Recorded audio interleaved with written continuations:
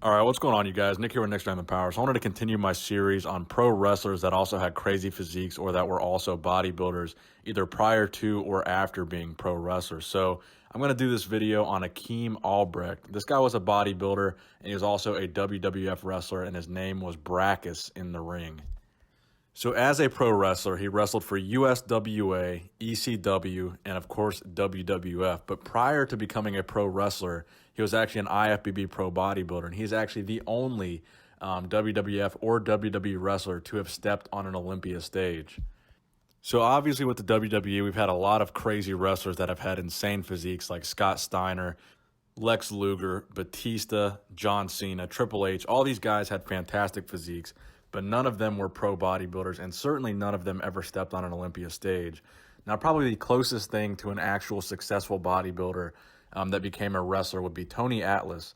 Now, Tony Atlas was a wrestler from the 1970s all the way to the 1990s. Now, to my knowledge, he is the only WWE wrestler to have won the Mr. USA bodybuilding title, one of the most prestigious titles in bodybuilding.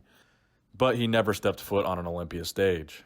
So getting back to Achim Albrecht AKA Brakkus, so he also won the IFBB Mr. Universe competition in 1990. So I believe he is also the only WWE wrestler to have won the IFBB Mr. Universe as well as stepped on the Olympia stage. So Achim is actually from Germany, but it wasn't until 1991 that he relocated to the United States, where he signed with Joe Weider, who is the co-founder of the IFBB.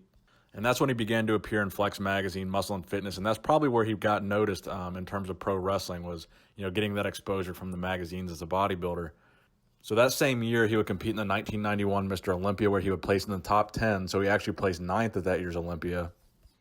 And in 1991, that was the year that Lee Haney won the Olympia.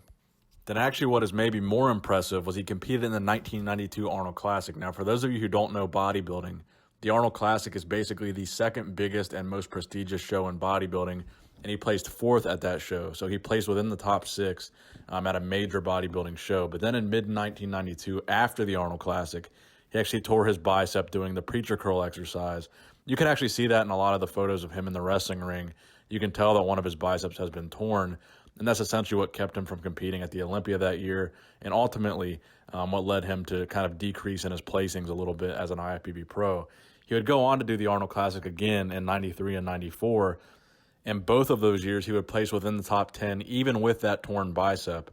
Then the 1994 Mr. Olympia, he would place 17th, and then the 1996 IFBB Night of Champions, he would place 10th.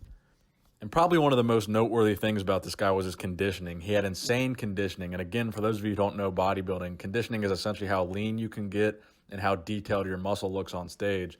So this guy would get insanely conditioned. He was also voted for having the 8th best quads in the history of bodybuilding by Flex Magazine. So he did have very good legs as well.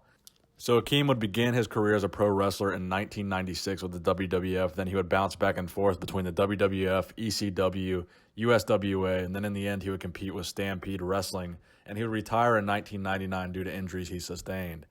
His build height was 5'11", and his build weight was between 277 and 300 pounds.